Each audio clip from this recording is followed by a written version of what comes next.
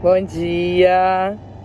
Vamos iniciar mais uma leitura do nosso livro Oração Fervente. É um livro maravilhoso, né? Você que está acompanhando pode confirmar o que eu estou falando.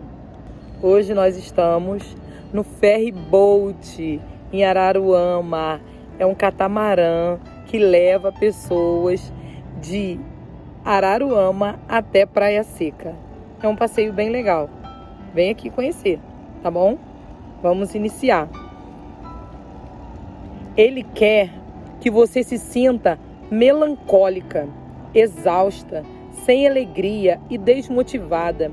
Ele quer que você transmita essa imagem do Evangelho, aquele no qual você pauta o seu casamento e a sua família. Nenhuma ferida dói tanto ou nos machuca tão profundamente quanto aquelas causadas pela nossa própria família. É melhor você acreditar que ele quer uma parte dessa ação. Mas talvez ele não esteja contando com isso. Uma mulher que não aguenta mais isso e decidiu agir através da oração por seu casamento, por seu marido, por seus filhos, por toda a sua família. Então, vamos lá. É isso. Traga as suas questões familiares aqui e vamos esclarecer algumas coisas. Vamos ser específicas. Vamos colocar uma venda no olho do boi, que é a verdadeira fonte de contenda e desconforto e necessidades não atendidas em sua família. Vamos mostrar ao inimigo o tipo de resistência que uma dose constante de oração é capaz de exercer contra os seus planos de demolição. E o seu casamento? Então, pare de tentar ser o Espírito Santo em seu relacionamento, responsável por tocar e convencer o seu esposo, até que ele finalmente veja as coisas da forma como você as vê. Eu vou admitir que passei alguns dos primeiros anos do meu casamento convencida de que meu principal dom espiritual era transformar o Jerry. Em nome de Jesus, levei quase 2 décadas para começar a perceber que eu estava errada. Mudar o Jerry, como se vê, não é o meu dom espiritual. Em nenhum lugar em 1 Coríntios 12 ou em qualquer outro lugar nas Escrituras, onde os dons divinos do Espírito de Deus estão listados, aparece: melhorai os vossos maridos. Nem mesmo em uma nota de rodapé. E se nós não soubéssemos disso, pela óbvia ausência no catálogo dos dons espirituais, já não teríamos nos dado conta, por experiências exaustivas, de que o Espírito Santo sozinho pode fazer um trabalho muito melhor do que nós jamais conseguiríamos. Não, o nosso trabalho, o meu trabalho, o seu trabalho não é mudar esse homem, mas respeitá-lo e em seguida deixar o Senhor fazer o resto. Não, o nosso trabalho, o meu trabalho e o seu trabalho não é mudar esse homem, mas respeitá-lo e em seguida deixar o Senhor fazer o resto. Quando você faz isso, você não está deixando o seu marido fora da responsabilidade, de jeito algum. Você está apenas entregando a Deus. Você também está a caminho de descobrir algo a mais. Provavelmente, ele não é o único que precisa sofrer alguma mudança. Na verdade, ele provavelmente não é o que precisa, na minha casa pelo menos, da maior mudança. Quanto mais você orar pelo seu marido, mais o Espírito Santo vai chamar a atenção para os lugares em seu próprio coração que precisam ser trabalhados também. A única forma eficaz de lutar em favor do seu casamento é orar. a maneira de ver a verdade por trás de tudo o que está acontecendo em toda esta situação é orar. A maneira de colocar as rodas emperradas ou que se desprenderam em movimento novamente é orar. A oração é a forma de isolar os verdadeiros problemas, e a oração é como nós nos levantamos por trás desses problemas e para atacá-los nas raízes. É assim que isolamos o verdadeiro inimigo. É assim que o mantemos sem ação e longe dos nossos maridos.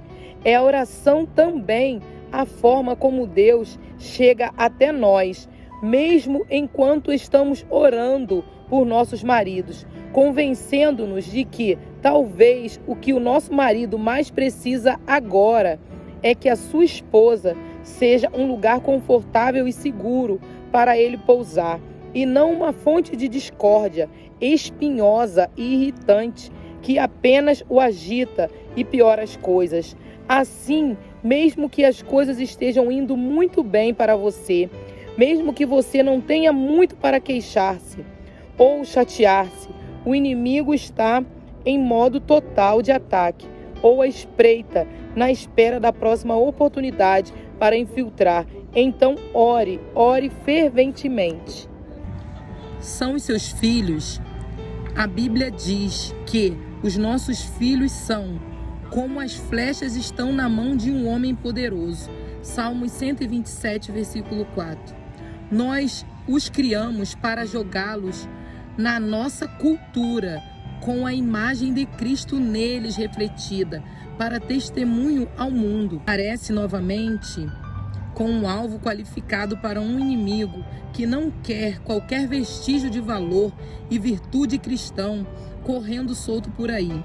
Quem sabe eles possam assumir posições corajosas de fé e influenciar as suas faculdades, e os amigos podem pastorear uma igreja ou administrar um negócio ou envolver-se em missões e oportunidades de ministérios que honrem a Cristo e ativamente servem centenas de pessoas.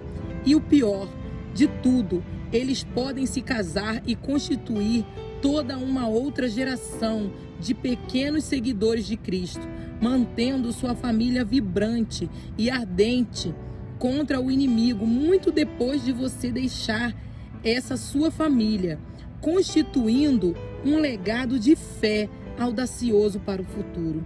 O seu inimigo não consegue suportar nada disso. Consegue?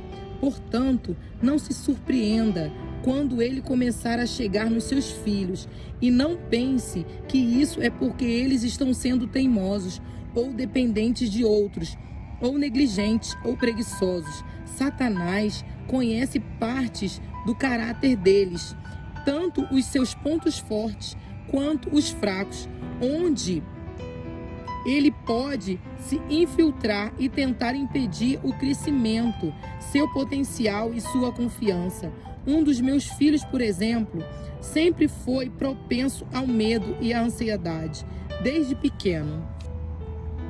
Ele demonstra uma tendência perceptível a esse tipo de resposta emocional, estímulos externos.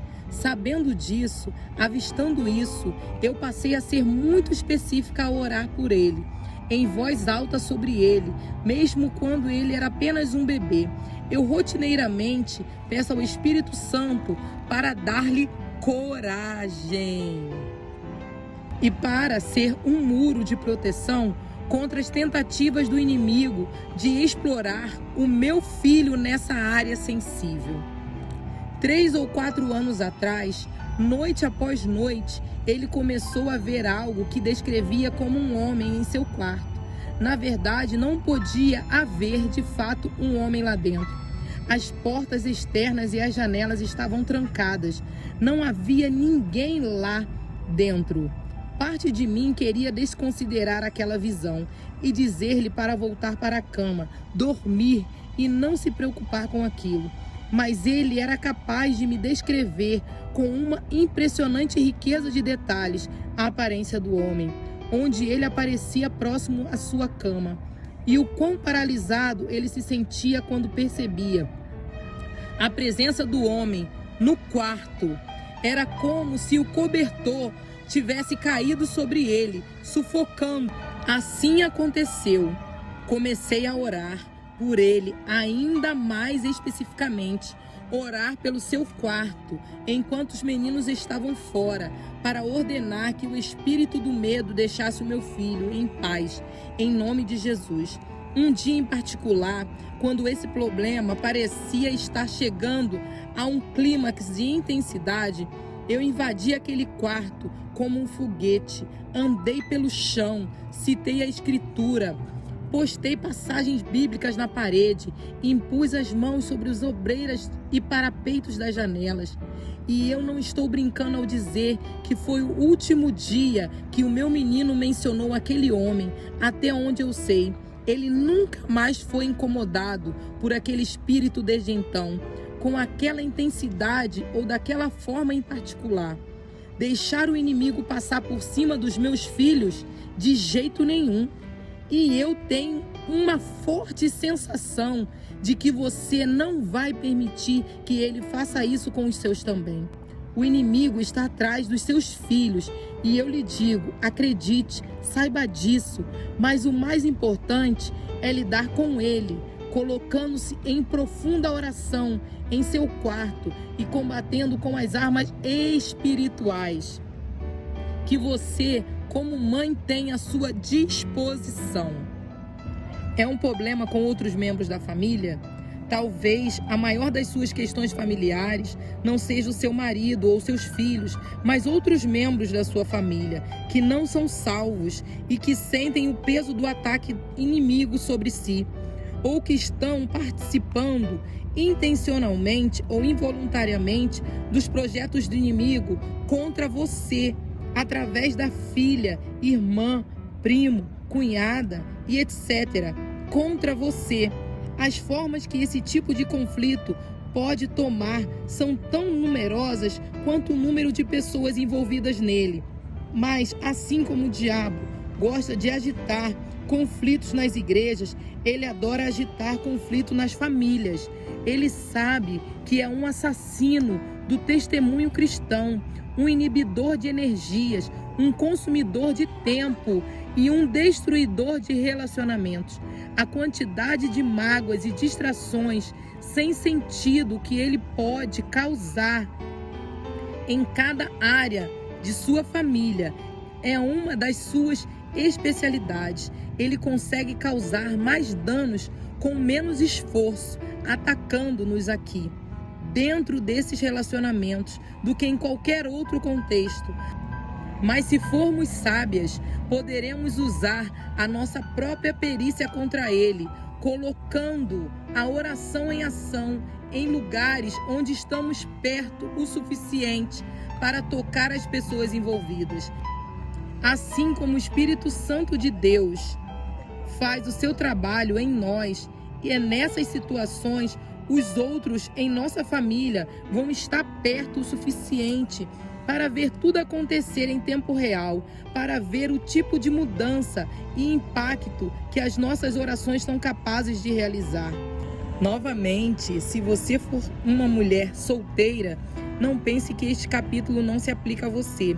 Se você for sábia, vai perceber que a maior parte certamente se aplica. A oração pelo companheiro não deve começar quando você já trocou as alianças diante do altar. Ela deve começar agora, antes até mesmo de você sair com ele pela primeira vez, ou até mesmo saber o seu primeiro nome. Ore pelo homem que Deus pode estar separando para ser o seu futuro marido. Ore para que ele seja inflamado pelas chamas do amor a Cristo e tenha um coração que a queira bem e deseje fazer do seu casamento uma devota prioridade. Ore para que Deus guarde as suas amizades e aqueles que irão influenciar o caminho que ele está tomando desde agora. Ore para que suas paixões estejam em sintonia com uma fé autêntica, que a sua pureza seja uma questão de total compromisso e que Deus supervisione as circunstâncias que irão trazer um para o outro. Tudo em seu plano perfeito e em seu tempo perfeito. Se você não tem seus próprios filhos, ore pelos pequenos, primos, sobrinhos, vizinhos que estão em sua vida e que Deus traz especificamente a sua atenção. E sim, comece a orar agora pelo filho ou filhos que ele pode lhe dar em um momento posterior, através de qualquer que seja o meio que ele decida. Certa vez, conheci um rapaz que começou a economizar $100 por mês para seus filhos, enquanto ele estava ainda em seus 20 anos. E ele não se casou antes dos 30. Ele estava preparando um ninho de segurança com antecedência para o seu filho nascer. A oração permite-lhe fazer a mesma coisa no reino espiritual. Você pode preparar um ambiente de segurança espiritual. E é a primeira intenção de um legado familiar, antes mesmo de seu filho mexer-se no útero. Você pode imaginar que presente seria, daqui a alguns anos, os seus filhos virem escritas à mão as orações ferventes por eles, antes mesmo de respirarem o seu próprio fôlego. A família é um dos alvos dos propósitos de Deus na terra, e a sua família, na sua esfera de influência, é um componente importante do que ele está fazendo exatamente onde você mora. Se certificar de que você está cooperando com ele totalmente e com a enorme oportunidade investida na estrutura e pessoas de sua família, seus entes queridos, não precisam que você fique nos seus calcanhares e nem jogando-lhe nada na cara, mas que você fique sobre os seus joelhos, assuma uma nova posição de luta. Terminamos aqui a nossa leitura de hoje, fugindo do sol. Ainda é de manhã, mas está muito quente. Vamos orar para agradecer a Deus, tá bom? Obrigada por estar aqui comigo, tá? Vamos orar, agradecendo. Senhor, obrigada, Senhor, porque sabemos, Pai, que a nossa luta é de joelhos. A nossa luta não é de pé, a nossa luta é de joelhos, orando e intercedendo pelas nossas vidas e pela nossa família. Obrigada por tudo que o Senhor tem feito por nós. Esteja conosco, Pai, mais um dia. Obrigada. Curta, compartilha com seus amigos mais uma parte do nosso livro, tá bom? Até daqui a pouco. Tchau.